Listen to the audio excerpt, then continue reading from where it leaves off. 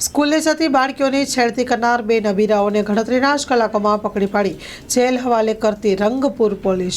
છોટાઉદેપુર જિલ્લાના મહિલા વિરોધી બનાવોમાં ઝીરો ટોલરન્સ નીતિ અપનાવી કાર્યવાહી કરવા સૂચના આપેલ હતી, જે છોટાઉદેપુર પોલીસ અધિક્ષક અને નાયબ પોલીસ અધિક્ષક છોટાઉદેપુર ડિવિઝનની સૂચના મુજબ પોલીસ સ્ટેશન વિસ્તારના સ્કૂલેથી પરત ફરતી બે વિદ્યાર્થીઓની છેડતી કરવા અને તે બાબતે ફરિયાદ દાખલ થયેલ હતી, જે બંને આરોપીઓ વડોદરા શહેર, પંચમહાલ, છોટાઉદેપુર જિલ્લાના મિલકત સંબંધી ગુના આચરવાની ટેવવાળા હતા, જે MF Damor police inspector Rangpur police સ્ટેશનના તાત્કાલિક ટીમો બનાવી બંને આરોપીઓને પકડી પાડી ગુનામાં વાપરેલ અપાચી મોટરસાઇકલને કબજે કરી આરોપીઓને જેલ હવાલે કર્યા છે અને સદર આરોપીના ગુનાહિત ઇતિહાસ ધરાવતા હોય તેઓ વિરુદ્ધ ભારતીય નાગરિક સુરક્ષા સંહિતા 2023 અન્વયે કાયદેસરની કાર્યવાહી કરવામાં આવી છે અને આ અંગે પોલીસે વધુ તપાસ હાથ ધરી છે.